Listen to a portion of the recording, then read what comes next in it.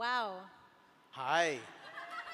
Wow, it's so different when you think of this moment without seeing the video and without, hearing Allison's remarks and without seeing our friends and family and colleagues out in the audience. This is amazing. There's a lot of people here. Yes, and I think we need to take a group selfie. Yes. Let's get ready. Come on. Commemorate. Everybody get in it. Say cheese, everybody. Say cheese. All right, I've pretended to put it in panorama. Okay. All right. This is nice. It's kind of like our wedding, except it's a lot nicer. And a lot more people. A lot more people, yes, for sure. That was a stressful time. Yes. We didn't have to do anything for this, which is really nice. Yes. Okay, we have to split our time, so I'm going to go first. That was an argument. That was a lot of arguments. We spent a lot of time sort of really going back and forth. Don't use the time, babe. Yes, sorry. Okay, thank you. So we are so excited to be here to celebrate with Allison and the PACE board and staff and all of you tonight. We are wow, listening to the honorees earlier today, wow, incredible. When I was growing up, after school was a shoelace and a key that kids grabbed on their way out the door in the morning. After school was having a snack and watching TV when you were supposed to be doing your homework. And on Fridays, if we were lucky, there was an ABC after school special that you got to watch that covered really controversial topics, which today are not so controversial. And while that was not my after school experience, that was the experience of a lot of the kids that I went to school with. My after school experience was very different. I was fortunate enough to always have my mom at home. Yes. Yes. And my mom, she was the mom that all the kids loved. I was a little jealous sometimes. They really loved her a lot. And they wanted her to be their mom. She was super laid back. She made snacks. I always asked her for popcorn made in the pot. And she delivered. She always chatted us up about our day. She helped us with our homework while she prepared dinner. And she listened to the trials and tribulations of our friendships without judgment, but always on our side, and always offered advice to help us navigate those sticky situations. Even later, while we were in high school and she was working multiple jobs to help make ends meet, she would come home from her 14-hour days and chat with my sister and I about our day while she struggled to stay awake before she'd go to bed and do it all over again in the morning.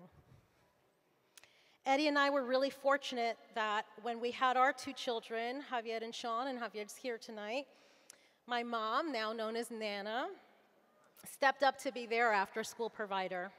She picked them up from school, she shuttled them to activities, sports, friends' houses, she made friends with their friends and their friends' parents. She confronted teachers who needed to be confronted, and she celebrated teachers that needed to be celebrated. And she just made sure that the kids always knew that they were loved. And she was terrific.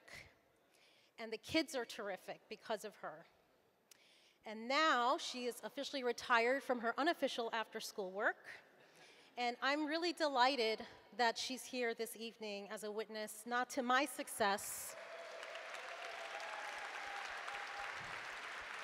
but to her success and her hard work and love. And Eddie and I could not commit to the work that we do, the way that we do it, if it weren't for Nana. So please first join me in recognizing Nana. Little lady right here in the front.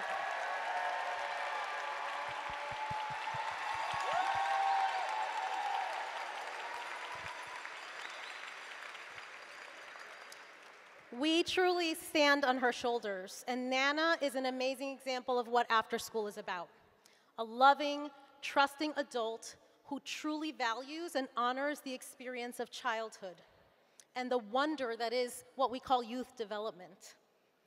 After school is about that relationship that our providers, like the fine men and women that were on this stage earlier this evening, are able to build with the youth that are in their care.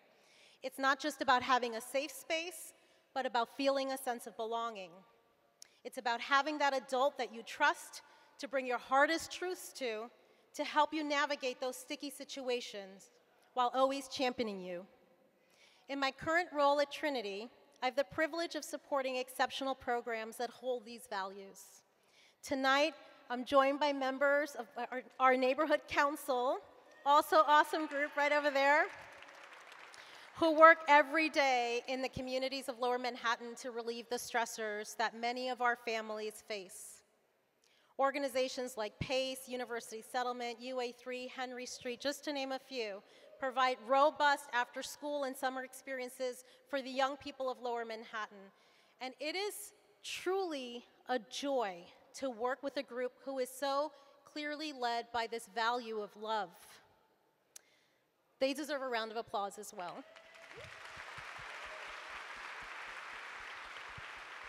And so speaking of love, I want to recognize this amazing person that I get to share the stage with this evening.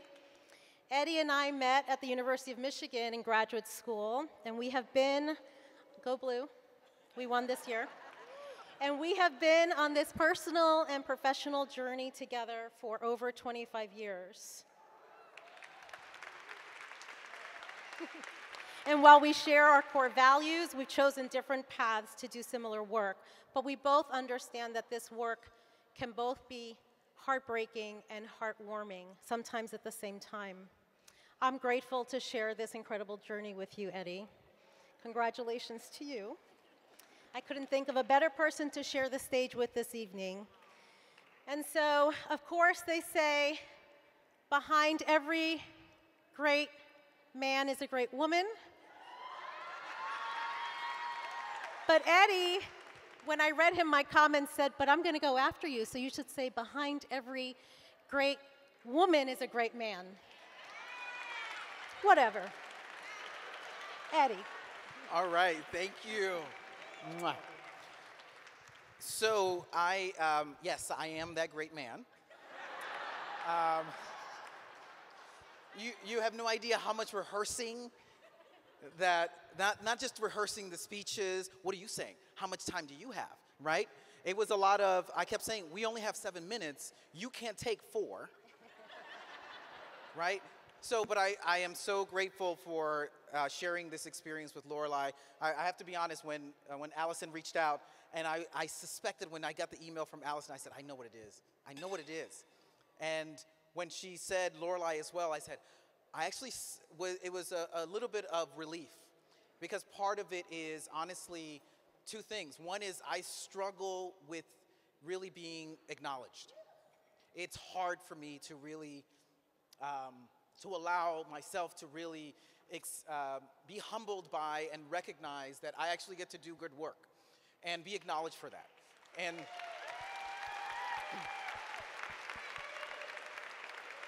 so there was a level to which I was like, okay, whew, all right, somebody else gets to be on stage. And of course, Lorelei,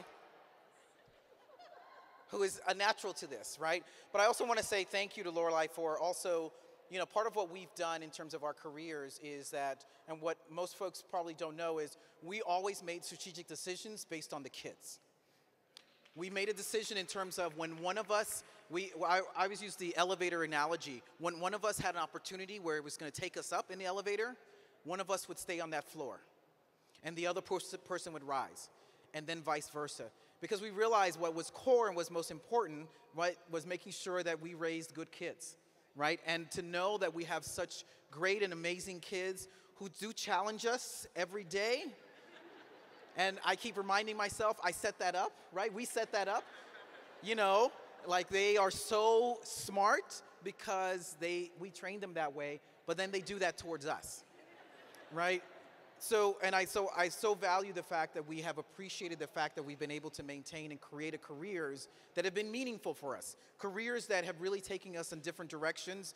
But you're right, in terms of being able to share a similar value of centering who are the most vulnerable kids who really need to have the champions sitting in rooms that don't often get to sit in those rooms.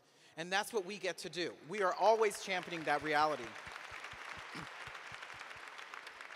I have to admit, one of the things that I've always carried about my career is that I do a variety of things, and I think that drives Lorelei crazy, because I will say yes to everything, because in my head I'm like, what's the opportunity to be in that room, to be the champion for those kids who all of the PACE awardees talk about, right?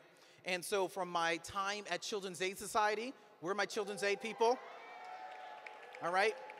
To my time at having worked with a lot of these organizations that are in this room, I've actually had the opportunity to do evaluation work with you all, right? Behind the scenes. And a lot of folks don't know that. But that's intentional, because it's not about me, it's about making sure that I help to center the work that these community organizations get to do. The last thing I will mention is, I want to thank Allison for this work. You know, Allison is correct. When we met at that presentation where we were releasing a report around the trajectory of 30,000 Black and Latino boys in New York City public schools. And to tell that story was so important for us to do, but we always worried, who's going to pick it up? Who's going to take it forward? And Allison took that forward. And not only did she take it forward, but she committed to really recognizing that we need to put at the center stage, who are we serving? Why are we serving them? And how do we keep them at the forefront? And that is part of the champion work that After School has always been about. From the Carnegie Corporation report from 1990, for those who remember, right? That set the stage for recognizing what's happening to kids after 3 p.m. Our work in this room is about continuing that commitment to that report. Jane Quinn, who's in the room, who is an architect around that report, right? There she is. We are different as an after-school field. We started in the mid-90s getting federal dollars. It was only $750,000. We're now at $1.2 billion. That's great. It's not enough. It's not enough, because we have millions of children who are still needing after-school experiences. They need the moments to really cultivate what all of the after-school awardees really let us know, what Marcos and Carlos and Randy, right? You all are championing this work and recognizing that we need more time with our kids, and we need affordable time with our kids. So lastly, I'll say after school is not just after school. After school is our community hub, right? It is the place where our children get to be the citizens that are going to become the teachers that are in this room, the financial advisors that are in this room, the school principals, the superintendents that are in this room, right? The ballet dancers that are in this room. That's who our after-school kids are. That's who we are grooming to do. And I want us to stay committed to this future lives that we are creating for our children. So thank you so much. I so appreciate this honor. Lorelei, are we done? Or